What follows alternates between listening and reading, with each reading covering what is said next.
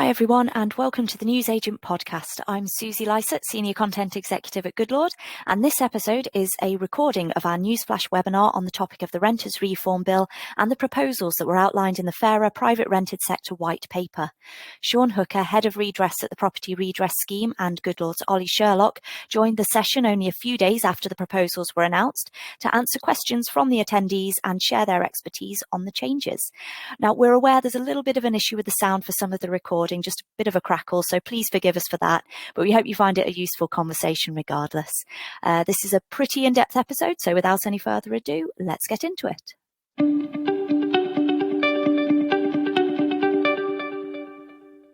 Morning everyone, happy Monday morning and welcome to this instalment of the Goodlord webinar series.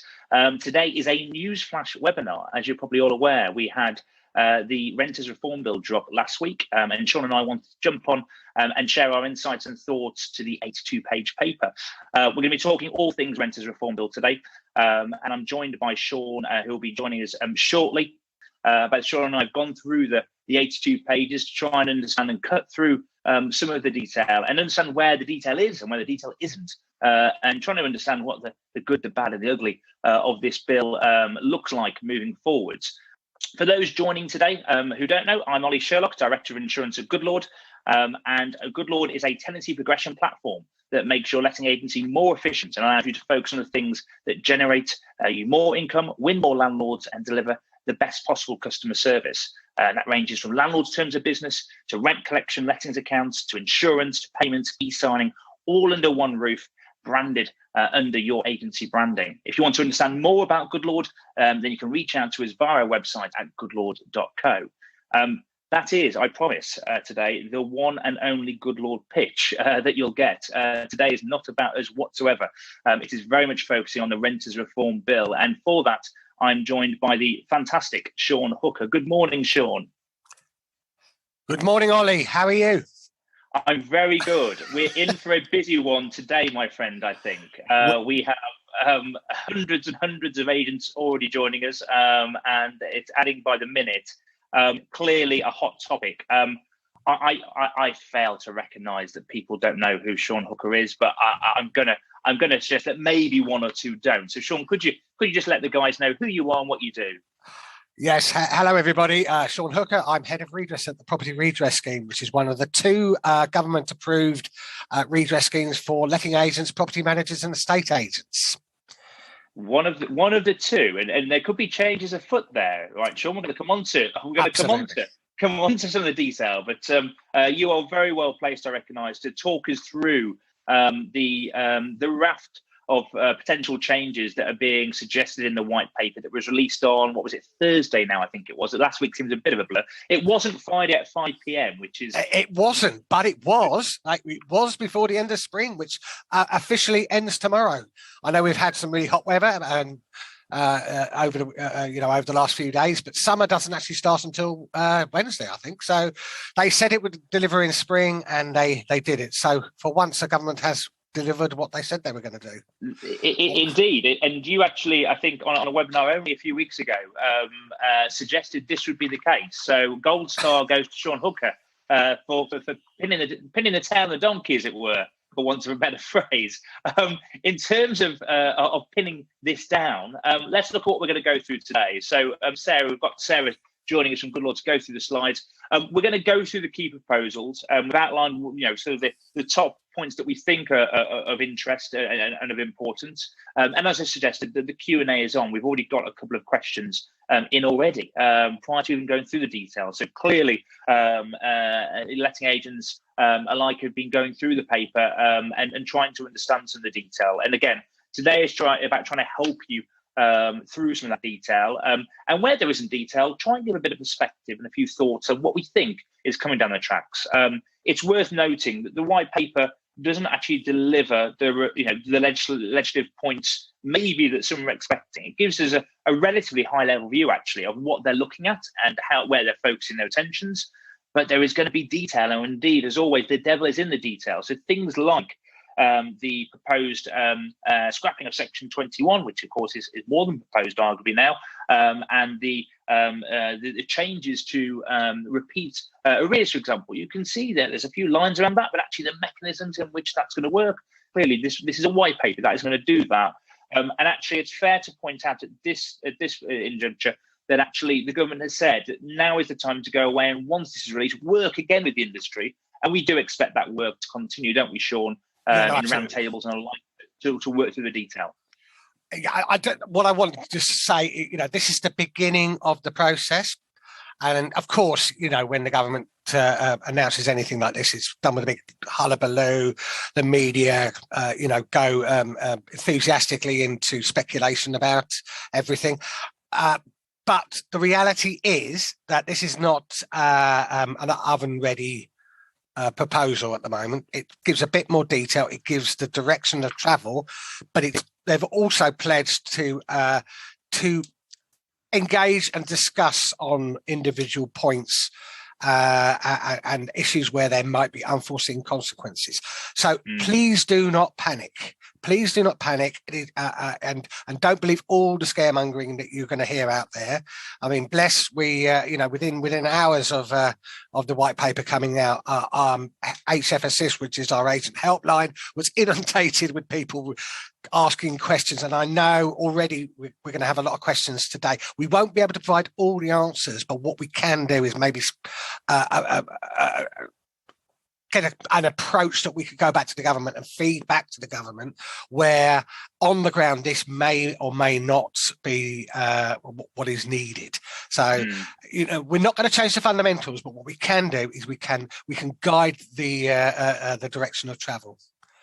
Indeed, and clearly the direction of travel has been guided, given some of the points in that paper already. Whether you agree with them or not, you can see that actually they have taken influence from third parties, as they should, to understand where to land this. And some of those points will be contentious. I actually think that the majority of this is pretty bland. I don't think there's huge amounts of change that we should be extremely fearful of. There is a few head scratches in there going, well, actually, what does this do, and why does it do that? All this feels strange. And there's some of the points that make perfect sense, frankly. So let's get through the detail. Let's go through sort of the points that we've sort of proposed here. It's worth noting, whilst timelines are not on this slide, we are going to discuss timelines. We've got a bit of an insight into that, and I'm taking that insight from the Tenant Fee Act in June 2019 to look at when that got royal assent and when that essentially got passed, etc. So we'll cover timelines, and we'll also cover deposits as well, which aren't noted on here. There were a few surprises in the white paper, Sean. One of them for me was this first point, the single system of periodic tenancies. And I think there's two parts to this. And actually, one of the first questions we've had from Jonathan, good morning, Jonathan, is what is the impact of the periodic tenancy piece? Since I can't get my head around what they're trying to achieve or what the impact on tenants and landlords will be.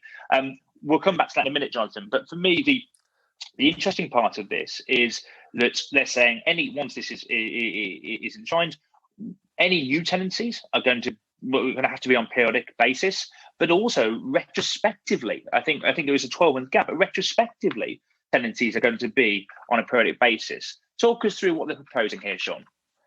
Well, again, I think where this idea has come from is Scotland and Wales, to be fair. But so yes, we didn't necessarily see this that new tenancy would be type of tenancy would be introduced, but given the fact that the other administrations in the United Kingdom have gone down that route, I'm not entirely surprised that they have taken this view. And basically, what they're looking to do is effectively scrap the AST and the assured tenancy and merge them into a rolling periodic tenancy with no end date, which can be ended at 2 months' notice by both parties, but with the landlord having to provide a reason for the ending of the tenancy, where a tenant will just be able to give the 2 months' notice. Now, if you note that is quite a fundamental change from the tenant's point of view, and you could say it's actually a benefit for landlords. Is the old Section 21 only required 1 month's notice from a tenant. It now requires 2 months. and the government have said that is to allow a more smoother transition and the management of voids on the behalf of the landlord. So there's a small kind of nod towards the landlord in giving equalising the notice periods. So it's not now just a month. It will not now be a month. It will be 2 months if this all comes through. So that's where they're trying to kind of even up the playing field. Now, what sort of tenancies will all be included in that is a little bit ambiguous as well, because they are talking about renters including lodgers and licensees for some of this legislation, but I don't think that they're going to go quite down the line of bringing in a single tenancy as the Welsh have done for every type of tenure. So we'll have to see how that actually develops as well. So in terms of the process here, the suggestion is that from a set date, all tenancies will be periodic, new tenancies moving forwards. Yeah. There's note in the paper that within I think is it minimum of 12 months later, they will look to then retrospectively take that action on existing tenancies. Have I got that the right way around? Yeah, I think so. So what they're basically saying is, and again, I think this is another nod to the devolved nations, because you've got a situation in Wales now where when they introduced their single tenancies, if you time it right, you could get 2 years under the old system before having to introduce the new tenancy. What I think they're saying is there that yes, you can you can issue right up to date, the last date, an AST or an assured tenancy, and for 6 months that would be the contract that would be in place. Then thereafter, it would then revert to the new tenancy conditions. So whatever you've got in that AST or a short tenancy, it will be overwritten. And that's my reading of it. But I'm sure that lawyers will actually have a field day looking at this. And so really, we just need to get that clarified from them, because it does look like. And if you look at it politically, Ollie, I think that makes sense, because I think they're going to prioritise Section 21, regardless of whether that is the priority, and we'll just talk about that a bit later, because that's the political hot potato. And if they don't get that delivered before the next general election, they will be battered by the other parties who have also committed to getting rid of Section 21. So that's why I think that this is in there. Now, legally, whether you can override a signed and binding contract is another matter. Yeah, I mean, my thought on that is that proves problematic if there isn't an agreement or at least an addendum in place. So I would be surprised that you can essentially say outside a signed and binding contract retrospectively, don't worry what you've agreed to, and not form any wording in place whatsoever, and just say, well, just so you know, this has kind of changed. But that's just my guess, and the people far more proficient in this area than me. But I suppose it's worth noting that there may be a situation where you have to take retrospective action to send out an addendum to all parties. God forbid you have to send out a new contract for signing for both parties. That's going to feel extremely heavy. But this is an area that letting agents should be tuned into and really watching with a close eye, isn't it? Because administratively, there could be a lot of process here. Now, of course, there's different solutions out there that can help with that. I promised no Goodlord pitches, and I nearly slipped into one then. But the point being is that actually, ultimately, understanding what the agent's role in this is going to be vitally important. And of course, that agreement forms the basis of how you operate your business, but it also forms the basis of accountability for both sides. So I think the new piece moving forward is pretty simple. It's clearly going to be a change in wording to the contract you're using, and off you go. The retrospective piece, though, a little harder to envisage how that's going to play, and indeed something we need to watch a lot more closely as time goes on.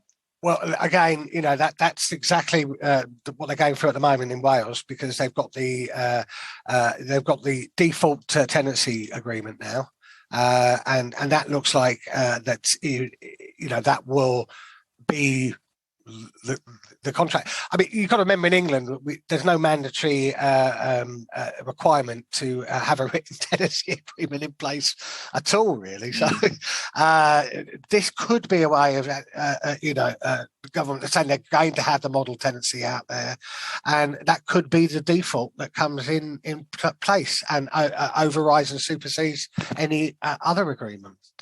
So it's going to be very interesting how that pans out. And on that note, we've got some questions in from Dirk, Richard, Courtney, Georgina.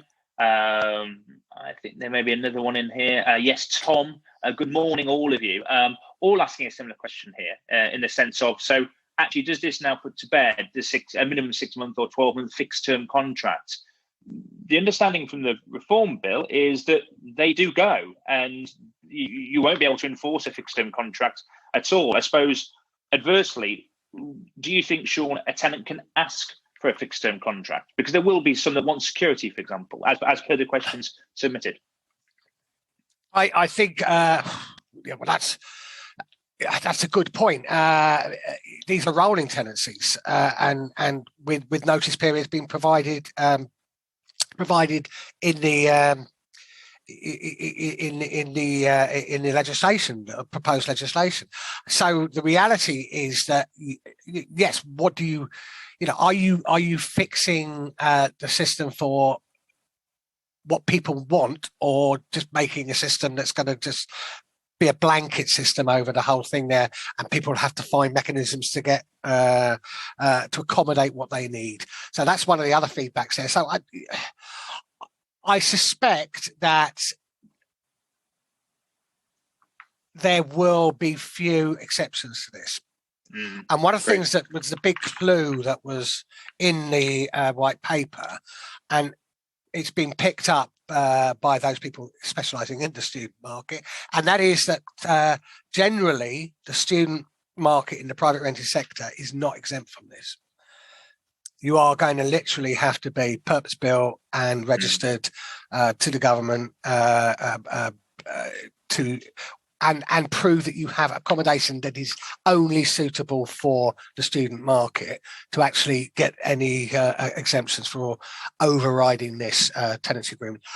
The government's argument for that is that basically, although most students do want to leave after their academic year has finished, or they've finished their degree, some do want to stay on, maybe get jobs locally, go for postgraduate studies, and therefore why should there be an exception for the student market? So I think that's going to cause quite a lot of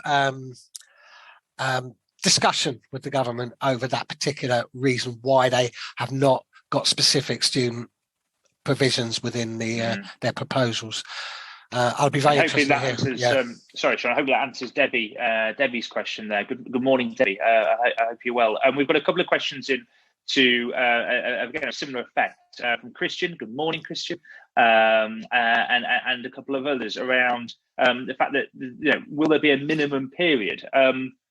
Reading through the paper, let me give you my take, Sean. You can tell me exactly where I'm wrong, because I fear that I might be. It's a periodic tenancy from day one.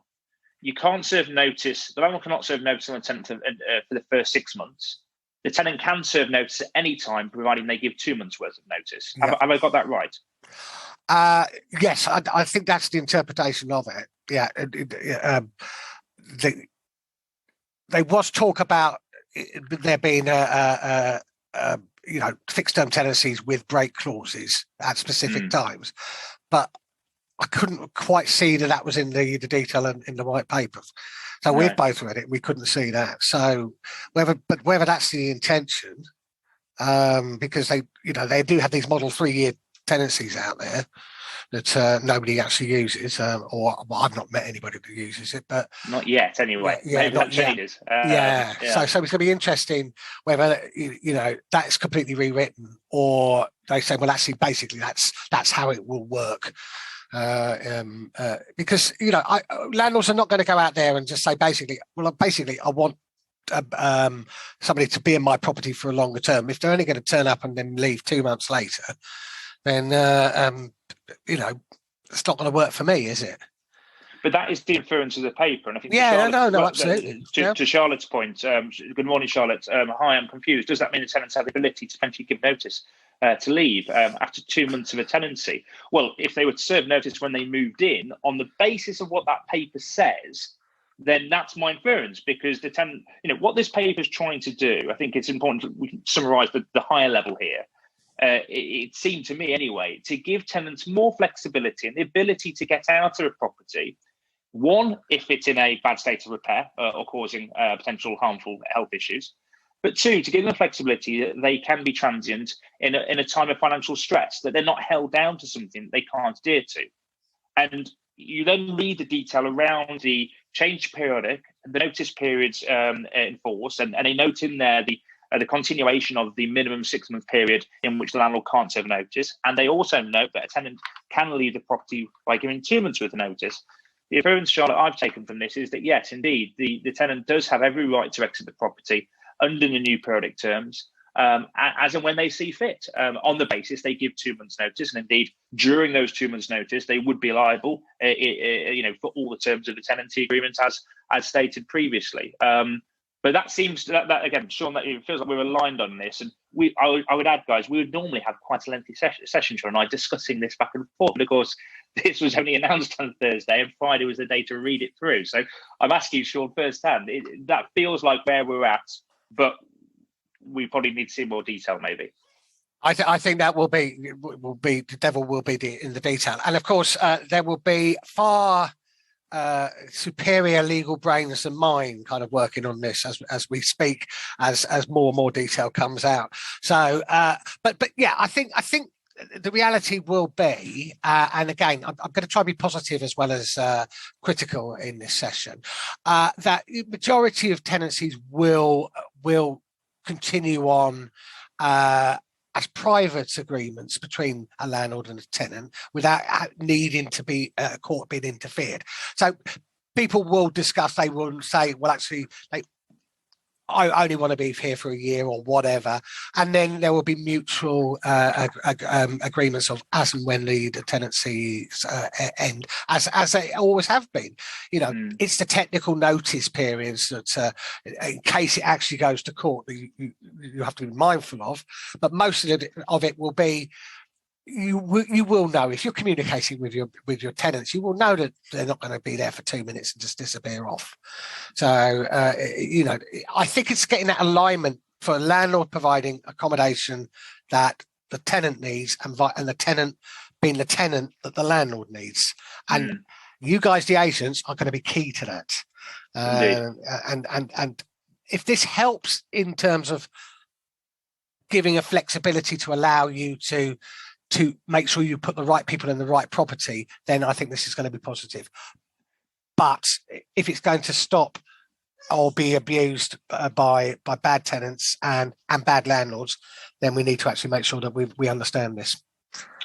Yeah, and Victor asked a good question here. And Victor, I'm going to change question slightly. Then we'll answer your question if that's okay. Because Victor asked, in your professional opinion, what are the three most significant advantages of this new renters reform bill to landlords? I think that's a really good closing question. So I'm going to park that one. But I think I'm going to change landlords to letting agents. And I think one of the biggest advantages here for letting agents is indeed the change itself. Now, we may agree, disagree, feel indifferent about many of the points that we'll discuss.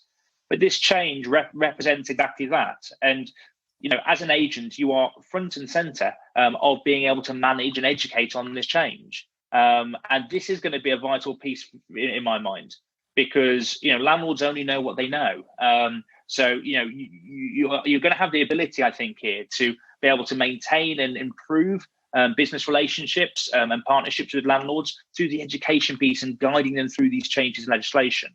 It doesn't necessarily mean we agree with them or you like them, but I do think it represents an opportunity to really take a role, as I'm sure you do already, to lead the way when it comes to landlord education. So one advantage there from a letting agency perspective. Flipping that round, there's clearly work to do here, and there's clearly going to be an administrative burden, for want of a better phrase, on agents with some of these changes. They're going to have to change their clauses in their agreements, going to have to change their terms with landlords potentially.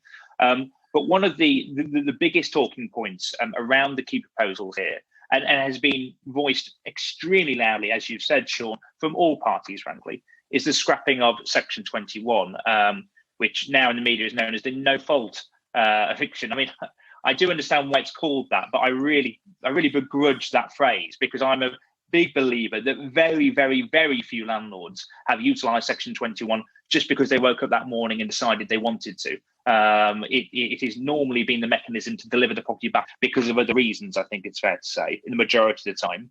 But before we get into the how and when, talk us through what they're proposing here from a Section 21 perspective.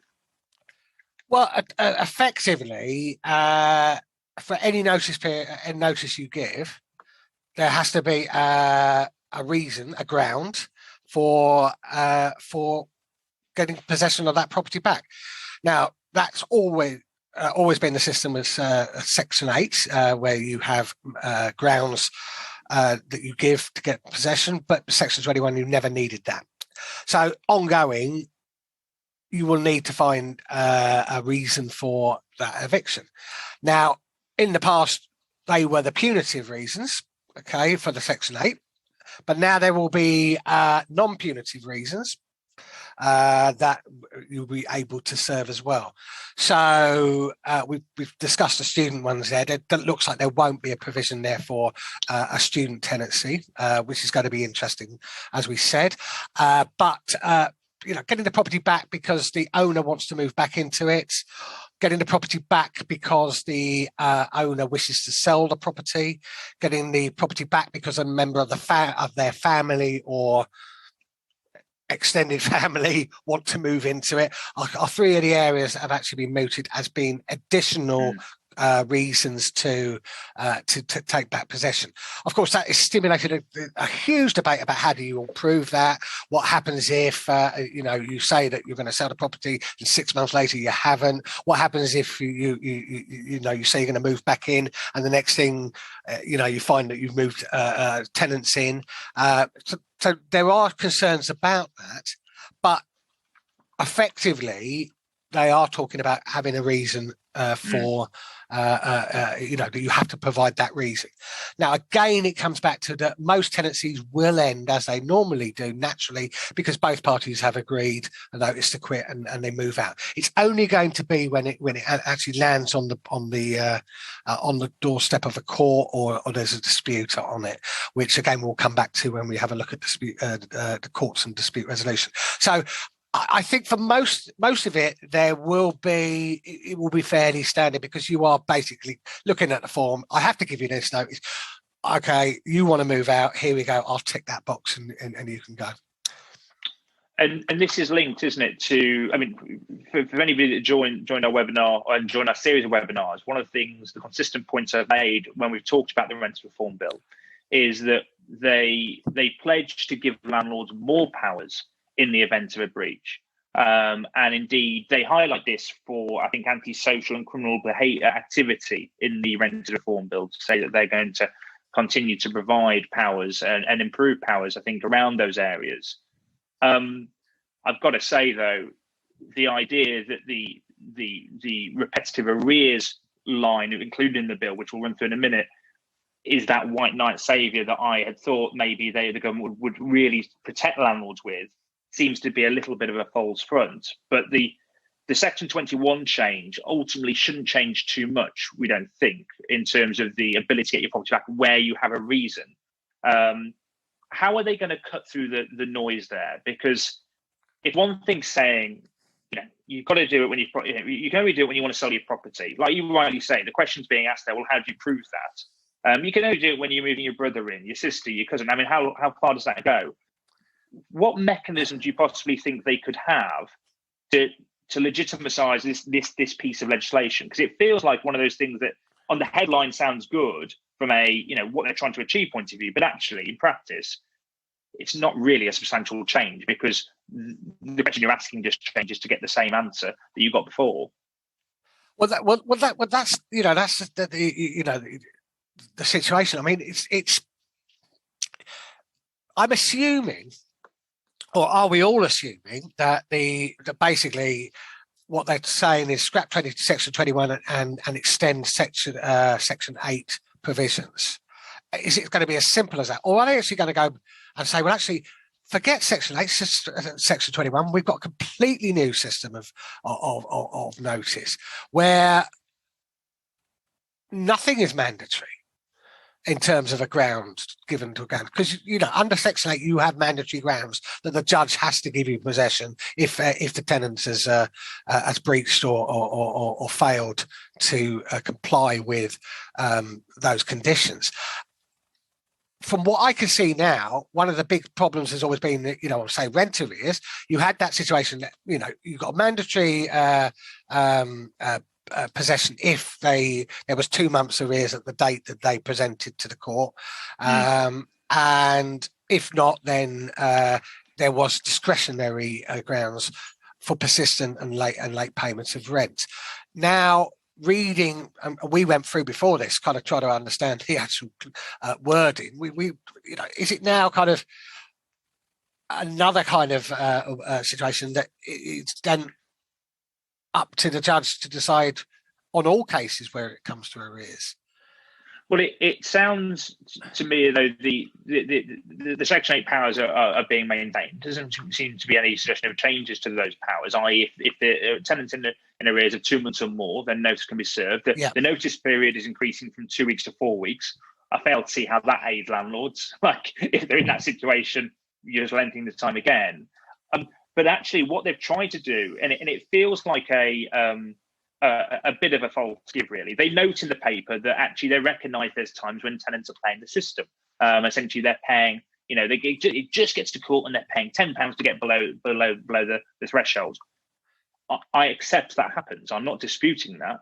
I am disputing the mass in which it happens and the major problem it causes. I would argue that actually dealing with rent arrears in a more meaningful way earlier on in the process, both through mediation at the very start and more simplistic ways to evict tenants if they are in more than 2 months arrears, would be helpful. But what they're saying here, Sean, it looks like, is that we're going to help you out here, Mr. and Mrs. Landlord, by saying if you get into repetitive arrears, so through 3 occasions where you are 2 months in 2 months arrears across a 3-year period, you would have a mandatory ground to evict.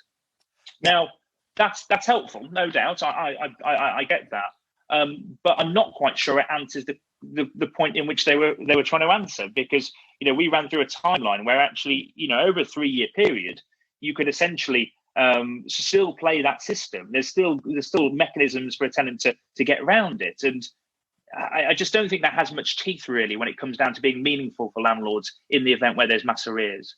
And I agree, Ollie. If it wasn't for conversations that I've been involved with when we were speaking to the government, who are looking for a holistic approach to this, and now clumsily though that particular part of the white paper is worded, and we can pull that apart as much as we like, and it will be pulled apart. The idea is that really what the government want the emphasis to go from, especially when it comes to arrears, is from where there is a difference between a tenant who has fallen in by hard times and into financial difficulty and one that is playing the system. And how do you square that circle that they now don't want somebody who is necessarily, because of cost of living or whatever, has got themselves into problems, just being faced with homelessness because of that black and white situation, and protecting landlords from the situation that they can't, as happened, and they brilliantly did it over, as did letting agents over the pandemic, help tenants to stay in their property when everything was falling around their ears. So I think that's where a lot of discussion will be occurred about how that will actually work in practice, because absolutely, I think we've moved into an era now that, that the landlord has a duty to help a tenant in financial difficulty, whether that is right or wrong. But that's the way the government's kind of rhetoric is coming, but not being taken for a ride by the charlatans that are out there, and the horror stories that we've seen at Landlord Action, where 30,000, 40,000, 50,000 pounds worth of rent arrears are being accrued, and you can't get the tenant out for love nor money.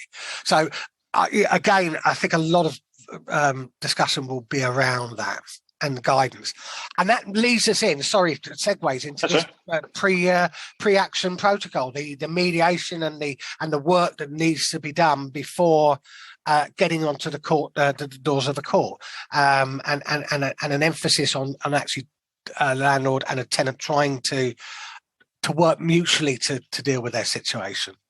And this I very much support. But the government did bring in a mediation pilot, which was, quite frankly, a complete damp squib. It was too late in the process. Too late in the process. People are so ingrained and the sums involved. But now, if you've got the situation that after a month or 2 months, you could start a process, and the tenant has to engage with the landlord to try and help them to help themselves, then I think that's really positive.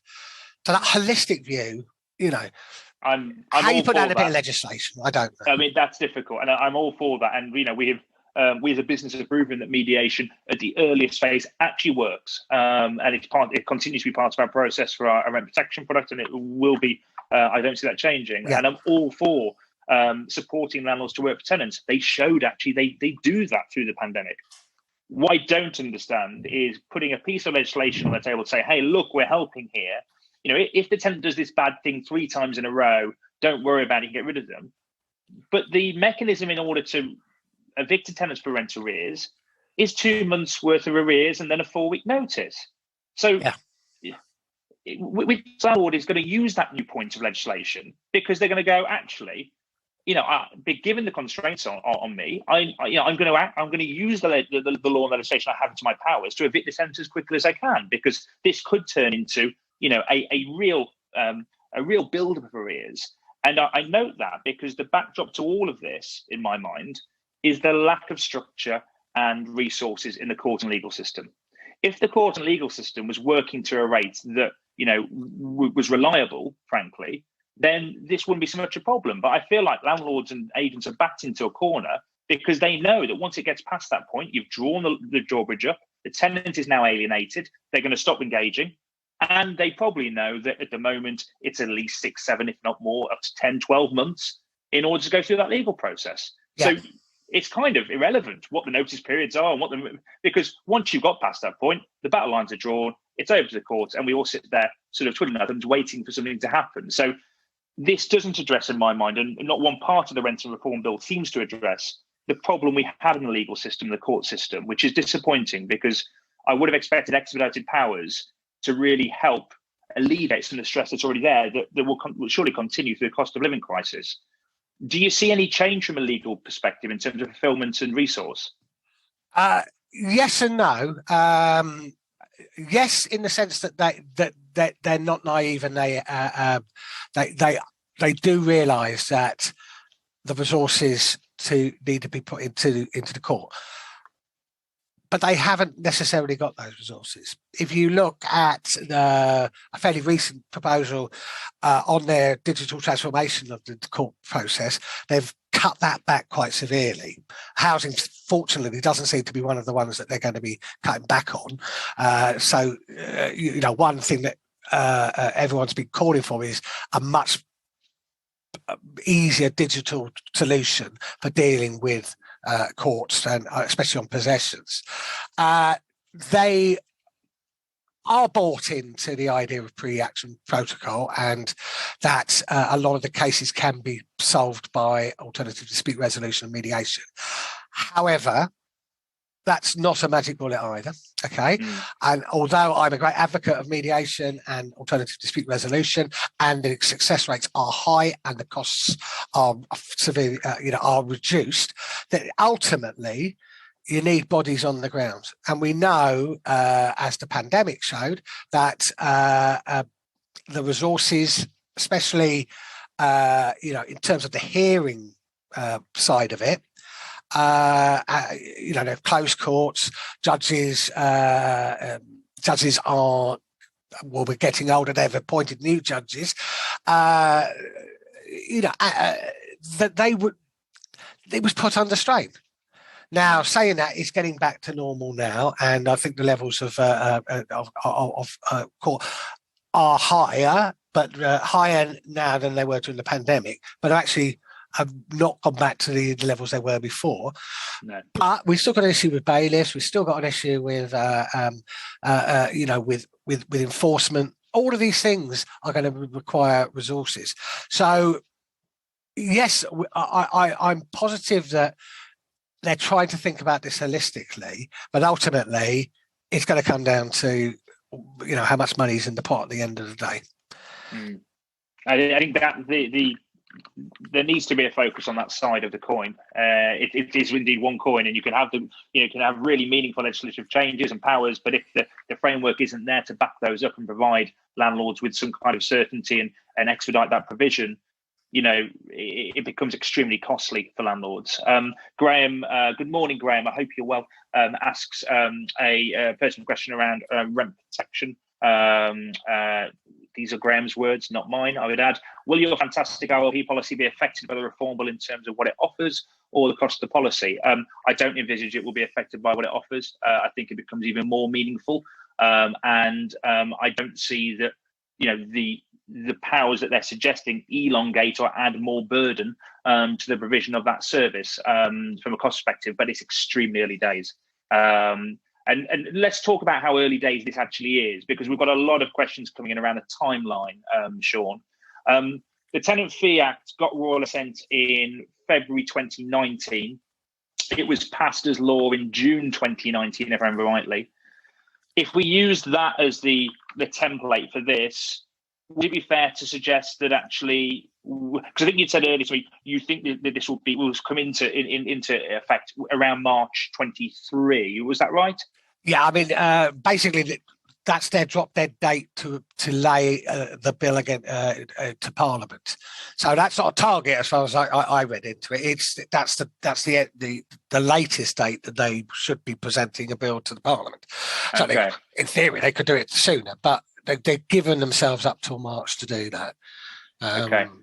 And yeah, so the way I would envisage it is that there'll be a couple of hard months, kind of round table consultation, dotting the I's, crossing the T's, getting feedback on unforeseen consequences, followed probably then by a big announcement in September that that the bill is coming and what's in it, and then by that session, the first spring session of winter spring session of 2023, they'll lay the bill, and then hope that they find out a lot of the problems or the possible amendments, because we've got to take into consideration that any parliamentary bill is subject to amendment, and we've already seen movements from people like Shelter wanting to extend the notice period for landlords giving to 3 months rather than 2 months. There's talk about rent control and moratoriums and all sorts of stuff there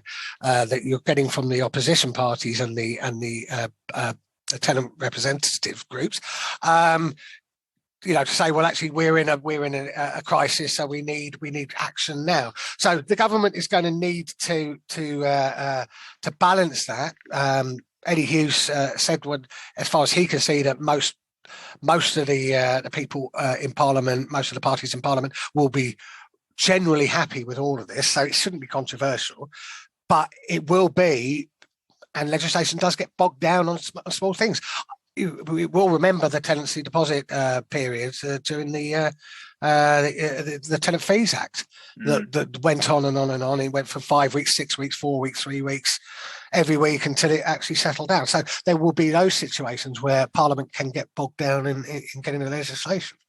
And that's an interesting point you make around Eddie Hughes in terms of saying actually he feels this has cross-party support, because as we know the current government has put the party back into party politics, and for that reason is being held to account, and potentially within X amount of time there could be a general election. That seems unlikely at the moment. But your feeling is if there was a change in power within the country, that the majority of this bill has the support of cross parties, and actually you wouldn't envisage substantial change. Do you think this is something that will run irrelative of any governmental change? Because that is a pitfall that this could get completely swallowed up, couldn't it? And then put on the back burner, and we've all kind of wasted a lot of time talking about something that isn't going to happen. Well, look, I think the likelihood is that it will definitely happen. Okay, not least because I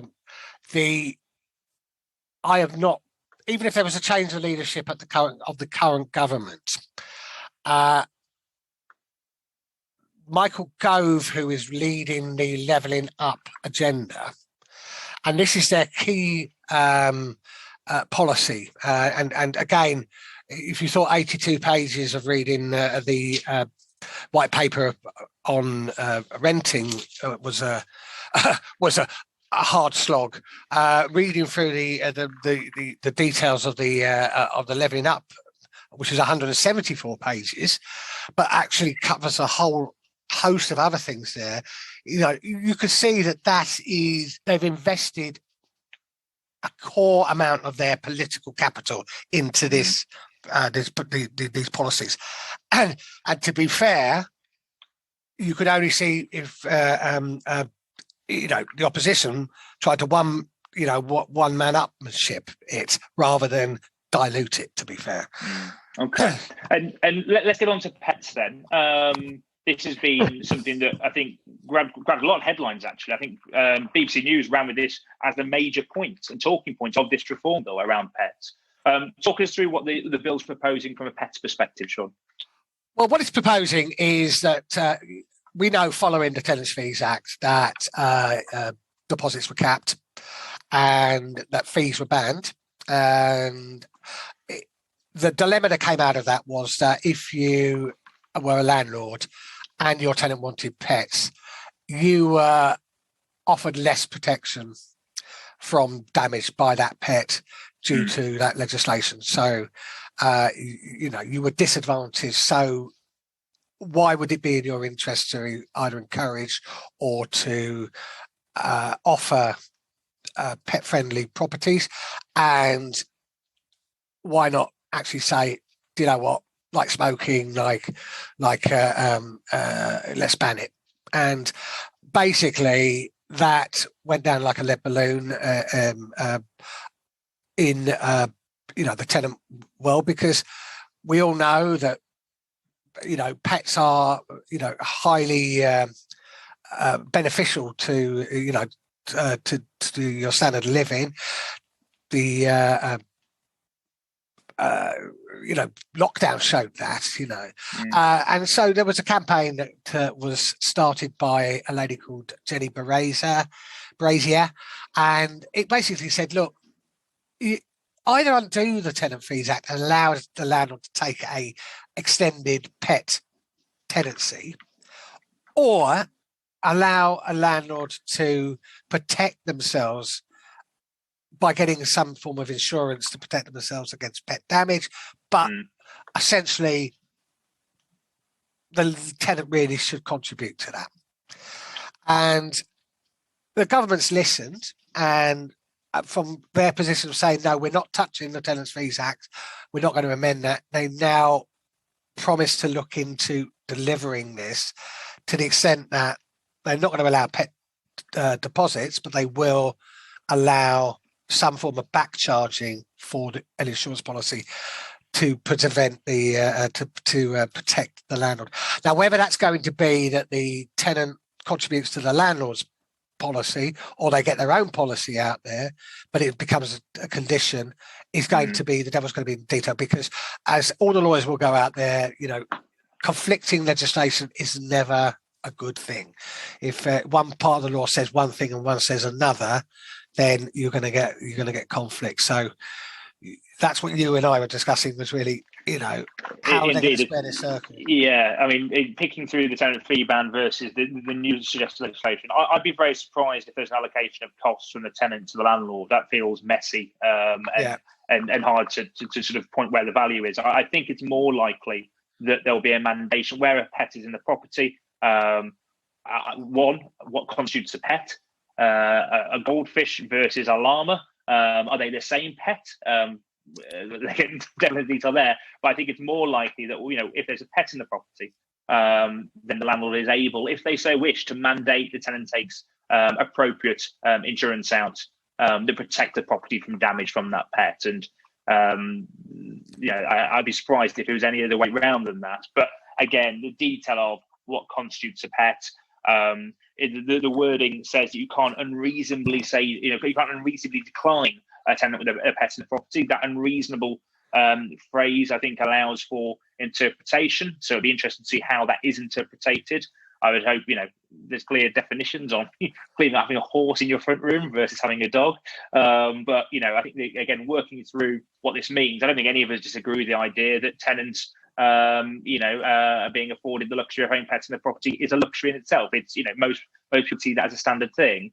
I think we also completely agree that landlords should have the right provisions and protections in place. Their property shouldn't just be able to be trashed, for want of a better phrase, on the basis the tenant wants a pet in there. So this feels like a sensible, actually, outcome in many respects to me, on the basis that the detail is indeed a common sense approach. It's interesting how many headlines that got, and that certainly feels, in some respects, to a bit of a vote winner, but something that actually the industry has talked about for a long time, and aligning that in legislation, I suppose, gives more clarity and fairness across the board. In terms of joining all these things together, there is suggestion that there's going to be a tech-powered property portal for landlords. Now, there's been talk before, we talked about property MOTs. This, to me, is the first incarnation of such a thing where we start to have one central point of control for the data points. If there's one bit in the bill that I think lacks detail more than any other, for me, it's this bit, Sean, because talk us through what this is first of all, actually, but then talk us through how you think this could be actually delivered. Right. So essentially, when we read this, my first reaction was, "Oh, well, that's a long way round of calling, calling something a register, isn't it?" So look, and they all but admitted to us that the word register they felt had connotations of cost and control over landlords that were not positive, and that really the objective of the register, as it essentially is, was to actually achieve an objective of better homes rather than be just a list of everybody on a big long list that either half people don't actually bother to sign up to, or there's no enforcement on it. So they've taken it, and the principle is now that the property is going to be the focus. So that property, which makes a lot of sense because landlords change, both physically and as entities. Properties are on the market for some period of time and then come off the market.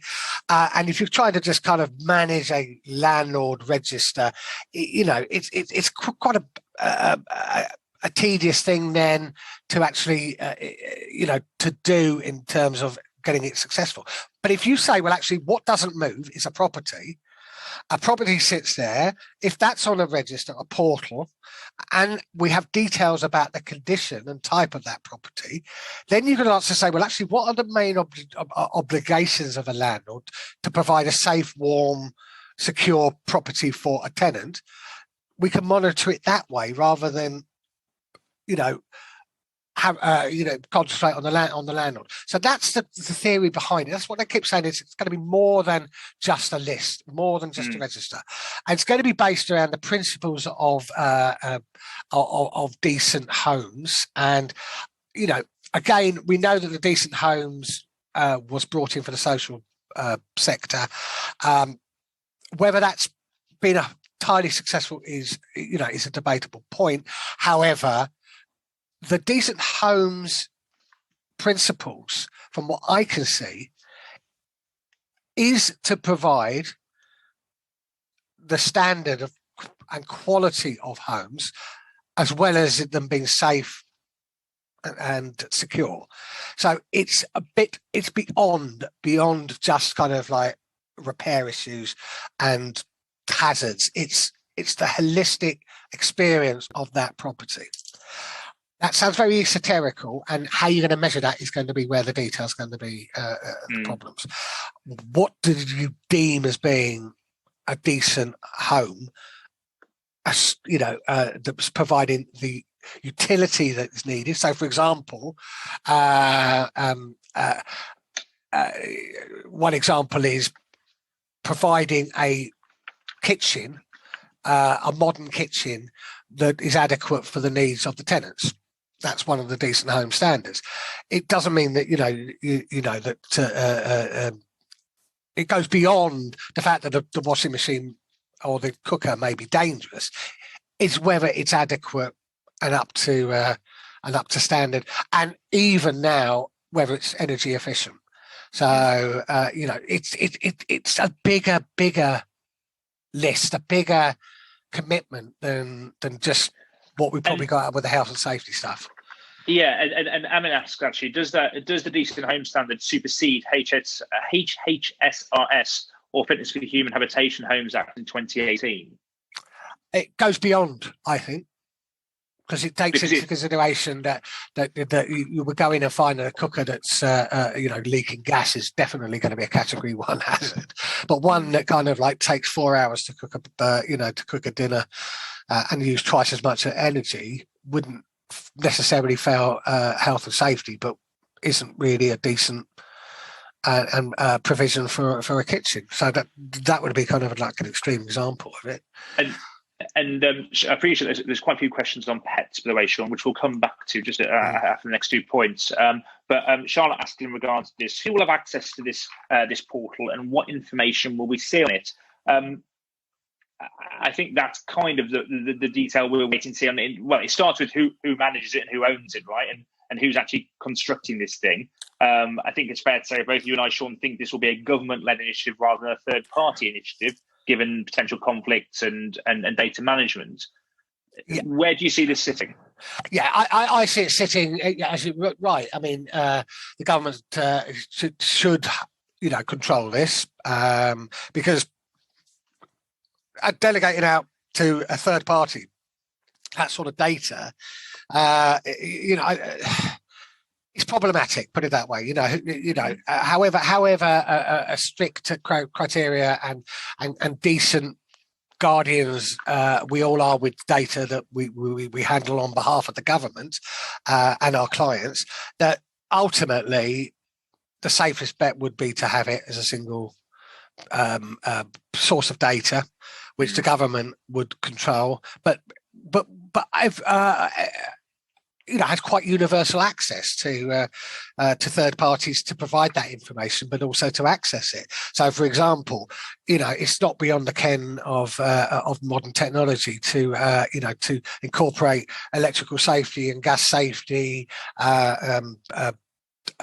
information, deposit information, insurance information, all of these things there. And to be fair, in modern times we do now have these sort of universal databases that communicate with each other. The DVLA, the right to rent databases, and that makes sense for the government to take ownership of that, and then the rest of us to have license and access to that for our purposes, that will help the delivery of the services. Indeed, and I completely agree. And actually, I went to the I don't know if anybody's used that new passport process online. I don't actually know how new it is. It was new to me, and it's a government-owned piece of software, and it works brilliantly.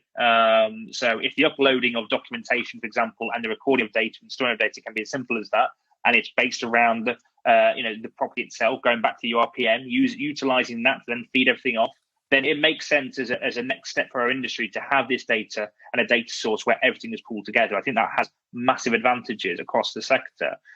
There are a few questions there around this. Two from somebody who hasn't left their name. Good morning, whoever you are. Will each property have to be registered if same landlord owns, say, 4 properties? I think they would, wouldn't they, under the current suggestion? And it would be based around, hopefully in the future, using the URPN, the unique property reference number for each property, and feeding off that, I'd imagine, in time to come.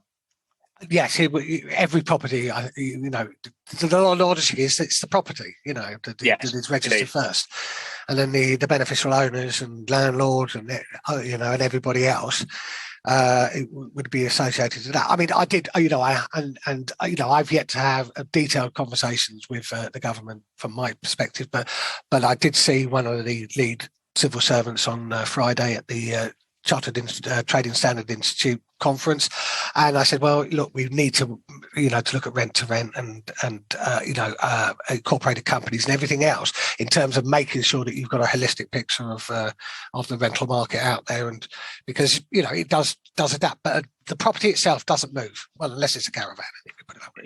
Indeed, and again, a question for me who hasn't left their name. Under the Decent Homes Act, does that mean that landlords will now have to supply white goods to the property? Good question. I would say that if it was a furnished property, you'd have to provide white goods to the standards of the Decent Homes standard. But if it's unfurnished, no. I would agree, and I think actually what it does is it probably means you see landlords extremely reluctant to provide any kind of appliance where they don't have to, on the basis that they won't be using old goods here. They're going to have to be up to date. They have to be efficient, etc. So it'll be interesting to see that if we're right on that, what the knock-on effect of that is. And what landlords' sort of view on that is, I suppose. But no, I would agree, Sean, to that understanding. Again, bear in mind, with some of this, we are still sort of working through the detail on the back of a white paper, and there's little clarity on some of these points. But I think it's fair to assume there wouldn't be a necessity to provide those. So an area that you know very well, Sean, the paper suggests the creation of a private renters ombudsman to arbitrate disputes, and they note a single point of control here. I think. Talk us through the changes here and how you think that's going to work. Right. Well, so this is probably where I will probably have my own questions. Declaring interest, we are a redress provider for letting agents. We're undertaking a trial with the NRLA to extend that to their landlord members, and we have almost 6,000 voluntary landlords on that scheme who are, along with the TDS and NRLA, are engaging in this pilot to see if we can get a workable landlord redress process up and running. However, it's been long in the alternative dispute resolution world. Advocates of only providing a single source of ombudsman or redress services has been the most conducive way to provide a clear and unambiguous service. Has lots of strong advocates, and in a lot of sectors, they do only have a single ombudsman. The problem we've got with our sector is that we are complex. It's not just about landlords, it's about letting agents, it's about a whole host of other people that are involved and engaged in the whole of the property market. And therefore, I've always taken the view that a single one-stop shop is not the entire answer, because it's such a complex area. What I'm a bit perplexed about is that we already have two very successful redress schemes for letting agents, and that 40% of properties out there have some involvement with a letting agent in some shape or form. That we now have a kind of a situation where you have to be a member of two redress schemes for the same issues. Does that not make things more complicated? Rather than having a holistic approach to the complaint. So I've argued, and I don't think this is set in 100% set in stone in terms of how they're going to deliver this, because I think you can square the circle of having a single authority ombudsman, but I would want to extend it across the whole of the sector. But being able to be driven by a single access for a complaint. So if that complaint is a combined complaint between the duties and issues of a landlord and the duties and issues of a letting agent or an estate agent or whatever the other person, that you can deal with the whole thing holistically, because the customer doesn't see, or the client doesn't see, that there's a difference. No, they don't see a difference between the letting agent and the landlord. If it's a tenant, they just see the difference. I've got a problem. I don't want the landlord saying nothing to do with me, go see your letting agent, and vice versa. So I think the single ombudsman concept should be about treating a complaint as a single complaint. I won't say any more than that because, to be fair, I have a vested interest in this. I will save you from completing yourself. This does feel, though, like potentially a branding exercise. We have the fulfillment in the industry already. We're pulling that fulfillment together under one title, but actually the parties that are dealing with this may continue to deal with it the same way. Is that not a possibility? That ultimately it's just a change in name, but having one point of control is also one point of failure. So sort of ring fencing this to one power seems a little ludicrous, but pulling it all into one funnel and educating the key stakeholders better, I think, is clearly an advantage. So do you not see this as potentially just a rebrand almost, and something then continues pretty much as it is now? No, because I think the reality is that it's beyond that. I think the scale now of bringing in 4 million odd landlords into a process that few of them have been engaged in the past is a huge undertaking, because this is going to include not just the landlords who self-manage, and treat this as a profession. So they do the work that the letting agents do. It's going to include all of the landlords who are under letting agents, and they will include the ones who are living overseas, that live in different parts of the country, that are 87 and a half years old, which I dealt with some landlord who had 16 properties, he's almost in his 90s, and he'd handed over to a letting agent, and literally they never talked to him because he's 87 years old, and he's never going to take that responsibility. So the letting agent, is going to say, well, why are you putting this landlord through that to be a member of this when I'm dealing with everything on a day-to-day basis? So those are going to be ironed out. And I this is where I think I fundamentally agree that this is the right direction. I completely understand that you don't want 30 or 40 different organisations trying to do the same thing. However, how are you going to deliver this in a meaningful and practical way? And if you think about the way it's going to be dealt with and the sort of issues that you're going to deal with that are specifically for landlords, these are not issues that you can wait 6, 8, 12 months to deal with in a backlog. You're going to have to deal with these almost immediately, in real time. Real time. And that's the challenge. Big job. Yeah, it's a big job, isn't it? Like you say, and I think what's great about having you on these webinars, Sean, is that you can give us a reflection of that with a couple of different hats on. And I'm going to say, it always feels, it never does feel conflicted. I think you give us a good perspective, and I'm sure we're all keen as this progresses to welcome you back to understand more about how that's changing. Because again, that understanding the whole industry is key if we're going to actually utilise services that then make a difference and can help the industry. So. When we come to landlords, clearly they are very invested in having the ability to increase the rent where they think it's possible. The powers around rent increases are going to change, though, under the Renters Reform Bill. What does this mean for landlords, and how are they going to be able to increase the rent should they want to? Well, this was all very ambiguous, wasn't it? Because, and actually, I'm trying to think of the actual phrase that was in the actual white paper when they were talking about it.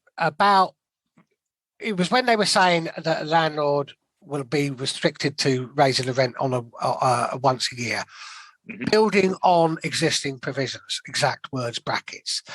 So effectively, Section 13 is there.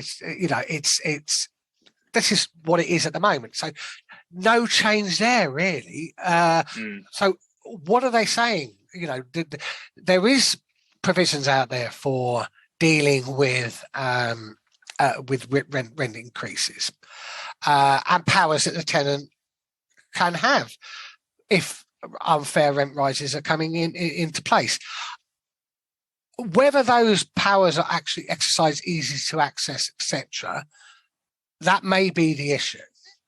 And but you know, I asked around. I said, well, do tribunals frequently up the amount of rent asked by a landlord? So if a landlord goes and wants to put up a rent by £200 a week, and the tenant takes them to the tribunal, and then the tribunal says, "Oh, not only do we think that £200, let's make it £300."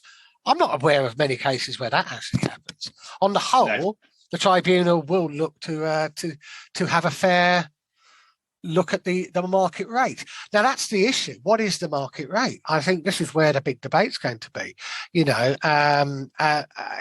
to expect landlords to rent out properties at a loss, or letting agents to encourage properties to be rented out where the landlords are not going to make money. Indeed, and I'll go back to Victor's point at the start of the webinar. His question was, talk me through the three, positive things essentially for a landlord. And arguably in this, there isn't huge positives. There's maybe a little bit more burden of cost, which then could add to the rental amount. That isn't the purpose of this bill, but I could buy an argument that says some of these measures are going to add more cost to landlords, and therefore it's going to support rent increasing. I think the market is doing that anyway at the moment, given the lack of stock and the surge demand of tenants.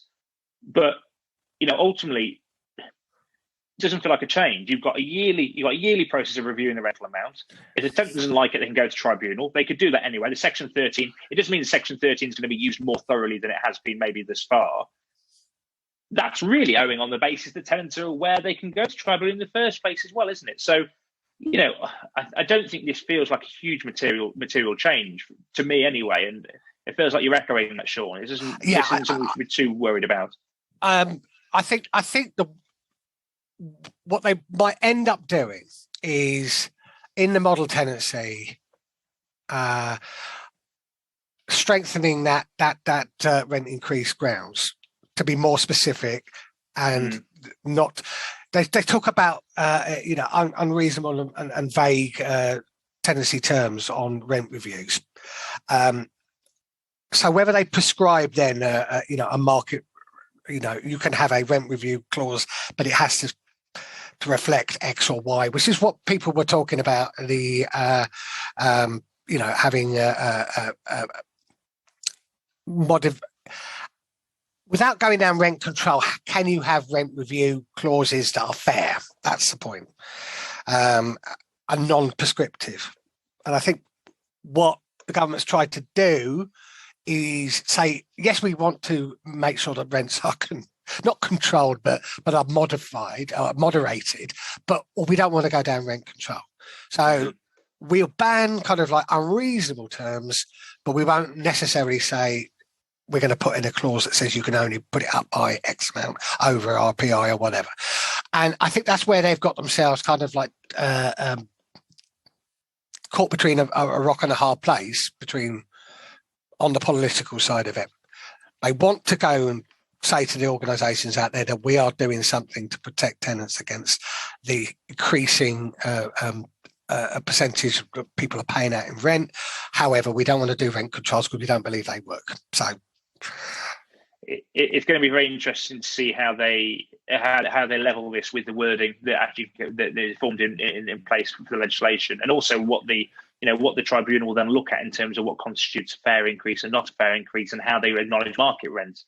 If you look at how changeable market rents have been in the last couple of years, for example, then ultimately that's probably the majority of the market is behind the pace, actually. I would imagine, rather than ahead of the pace. So again, this doesn't necessarily mean, I think, what they intended to mean in terms of controlling rents more so. Maybe it puts more emphasis on a rental increase. And I know that's something that agents and landlords work closely together on, but we've got to remember that the majority of landlords live outside of that relationship. So having legislation here that then focuses the mind, potentially increases rents at a quicker pace than it had done previously. But time will tell. I'm conscious of time, and hundreds and hundreds of you are stuck with us this morning. Thank you very much for your time. I hope this has been of some use. One of the points we haven't covered, what I just want to cover quickly, is the point around lifetime deposits. That was a major key point, actually, in the anticipation of this bill. It was mooted around by the government through different means. And actually, surprisingly, Sean, formed very little of this bill itself. In fact, I'll read the line out. We will work with industry experts to monitor the development of innovative market-led solutions to passport deposits. That is the headline. This will help tenants who struggle to raise a second deposit to move around the PRS more easily and support tenants to save for ownership. That's as much airtime as lifetime deposits really gets in the bill, and it's as much detail as we've got. This feels like an omission, frankly, that is going to slip off from legislative change and almost become a third choice in terms of options. Would you agree with that, or do you think actually this is just abiding their time to come back with more detail, maybe? I think all of the above. I think first of all that they have to give a nod to the fact that this was an initiative from the Prime Minister himself, number 10, and was announced that this was the issue that they felt was one of the affordability issues for a tenant being deposits. Personally, I think that they got completely at the wrong end of the stick, that the deposits and affordability are not as linked as some people have made them out to be. Yes, it's an initial cost, and finding that money is an issue. And yes, there are tenants out there that do find transitions between two properties for a very short period of time a burden that they they need to find that money, and that was the main solution. I think I would want to have seen, if you were going to look at tenancy deposits, them squaring some of the more important elements of it, which is, and if this is hugely improved, which is the speed in which deposits are returned. And from 15 years ago, when that could take anything up to a month, is so much quicker. The acknowledgement that there is a no deposits regime out there, but that should be on par with a physical deposit or absolutely no deposit or insurance, whatever. Thirdly, that policy and was announced before the working group had actually even concluded, and actually I've still got to get around to another document to read. They've actually released the consultation, they're releasing the document on the deposit working group as part of this process, that when the details were looked at, and the fact that it would involve possibly loans, insurance or whatever, that the financial implications and the risk factoring and the applicability issues that anybody who works in insurance or banking deals with on a regular basis were not as simple as just having a passport type thing. So I think a modified situation will come out of that, and we may hear something down the line, but I don't think it's their priority now. No, and it doesn't seem that way. And I think, if anything, we may get to a stage where the government endorses X amount of number of schemes in the same way they've done with deposit protection. Say these are verified lifetime deposit schemes, for example. But the wording in this paper is clear. This is going to be a market-led third-party process. So I think a bit like you, I don't see this as a priority, and may well just be left for a little while longer as while the government work with the third parties in the sector and PwC, for example.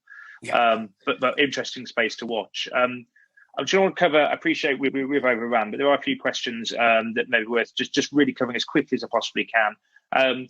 There's a few questions around pets, and ultimately, if I have a flat, does this change? The understanding is this isn't dependent on your property type. If you're renting a property, then you can't reasonably decline as a landlord, the tenants have abilities of pets, but you can mandate a level of insurance to protect any damage to that property. There's been no note, what I've seen, Sean, that it defines properties like flats, for example, to not be accessible to pets versus, say, detached properties. Yeah, I think you've got to keep open the the dialogue. You can't have a prohibition, straight ban. But of course, you could quite easily argue that keeping a Great Dane in a one-bedroom studio flat on the 31st floor of a tower block isn't necessarily the wisest thing to do. But you can't have the complete ban. And again, we haven't mentioned it. They are, it's the same as with children. They're now, saying no, you can't have blanket bans on children and people on benefits. Which the latter one, would probably have a whole seminar on its own on that one. Yeah, indeed. And to that question as well, I think Courtney asked another one around, how can you say no to an applicant with 3 massive dogs? The wording so far is reasonably. So again, we wait to see more detail, but it feels like there will be opportunity that on a common sense approach here to say that actually if you had three Great Danes in a small flat on the 33rd floor, to me that's reasonable. But hey, who am I to judge what reasonable is and what reasonable isn't in the confines of this chat? So we will wait and see what that brings. There's quite a few questions around the changes to Section 21 and the ability to get the property back. As many statements actually as there are questions. A lot of agents thinking here that or feeling quite strongly that ultimately this is really hampering the landlord's ability to get the property back. Also asking questions again around proving that the property is up for sale. We tried to cover this earlier. The real answer is we don't know yet. We don't know what mechanism is going to be asked to then show that you are going to sell that property. I imagine there will be a mechanism, otherwise the wording is pointless and nobody will say they're going to sell the property or move the brother or the sister in. But we're yet to be granted the foresight on what those mechanisms are from this paper anyway. And remember, all of this is going back to consultation with the industry and the roundtables that sit within that industry. So yes, they've got us this far, but there's quite a long way to go. And to Sean, your point at the head of the meeting, or the webinar, saying this is at the very start. And I think it's important to recognise that. We're trying to give insight on what the white paper says, but there's very strict possibilities that some of this detail changes over time following industry consultation, which, again, is important to get it out there now, is all trying to understand what they're saying, and then hopefully have a collective opinion that can aid the betterment of this bill for all stakeholders involved. With that in mind, the betterment of today is for you to let you guys get on with what you do best, and that's renting property, looking after landlords and tenants. Thank you so much for listening to us and taking the time out of your busy schedule. Sean, thank you very much for your insights today. Thank you, Ollie. I just wanted to, and ask you said that you weren't going to plug Goodlord, and you haven't paid me for this, but the last time I did a webinar for you, you kindly sent me this T-shirt there, and seriously, this legislation isn't happening tomorrow. There's going to be a lead in time. Do not overreact. Do not panic. Put the message out to your landlords there that they don't have to sell their properties now and get out of the sector. It's still a booming and a lucrative market out there. There was no reason to come out of the market, because the legislation is not going to change overnight. So keep calm and carry on is what the message is. And I think to that point, I 100% agree. So I think to that point, we had quite a few questions around where are the benefits here to landlords? What do I do as an agent? Where can I? Is there a positive side for me as a letting agent or me as a landlord? I'm going to suggest live on air, Sean, that we try and get a perspective on that in the next 2 or 3 months. And we have another webinar that focuses on not just the legislation, but the benefits or not to landlords and the benefits or not to letting agents. And we'll come back to you guys with a session that I hope you join us with, and we can run through how we see that. In fact, we've actually got we've got one in the diary maybe coming up relatively soon on the 7th, but we'll see if we get our thoughts placed in time for that. But again, thank you for all of your time. Have a fantastic week, guys. And Sean, once again, thank you very much.